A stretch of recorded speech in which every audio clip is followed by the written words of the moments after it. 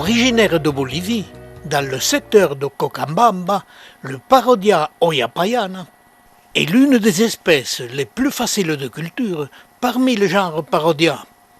Il se présente sous forme cylindrique d'une quinzaine de centimètres de hauteur et de 8 à 10 centimètres de diamètre.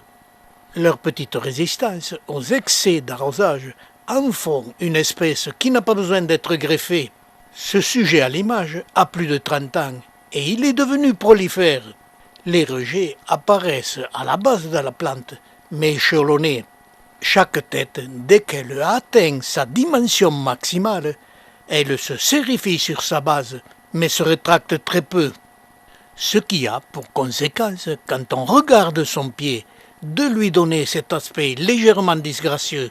Mais la vision de l'ensemble reste superbe par ce mélange de couleurs, des poils et des aiguillons. En plus, elle peut être hivernée hors gel à la température de 2 à 3 degrés. Mais elle a un autre atout, sa floraison se déroule pendant l'été.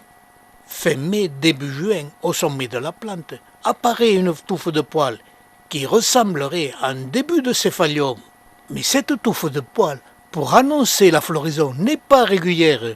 Mais la plupart des années, la floraison est annoncée par une simple production d'aiguillons très colorés, protégeant l'apparition des boutons qui vont évoluer tous les jours, aux poils très sombres à leur naissance, devenant de plus en plus clairs.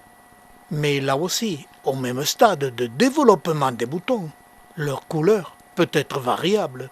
Et ces petites variations, je les ai observées pendant plusieurs années, mais toujours sur le même pied. Ce qui ne varie pas sur cette espèce, c'est la couleur des fleurs, qui est très colorée, très intéressante, car elle se développe au mois de juillet et au mois d'août. Et cette couleur très lumineuse, orange, on ne la retrouve que dans les Parodias et les Lobivias. Et dans une collection, elle se fait immédiatement remarquer.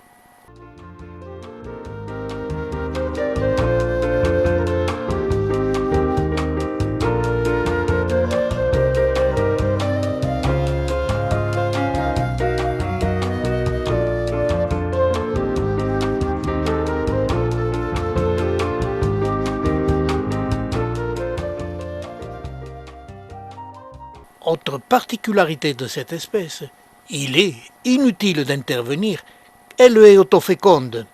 De la mi-août à la fin août, les fleurs se fanent. Comme la floraison est échelonnée, fin août, début septembre, apparaîtront les premiers fruits mûrs, qui sont superbes, légèrement roses, au milieu d'une touffe de poils.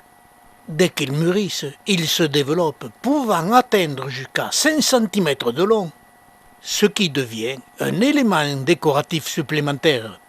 Ces fruits, comme tous les Parodias, donnent une très grande quantité de graines que l'on peut récolter quand le fruit est rose, et l'on peut même laisser sécher le fruit sur place, qui finissent par recouvrir la plante de poils de fleurs desséchées qui tiennent plusieurs années.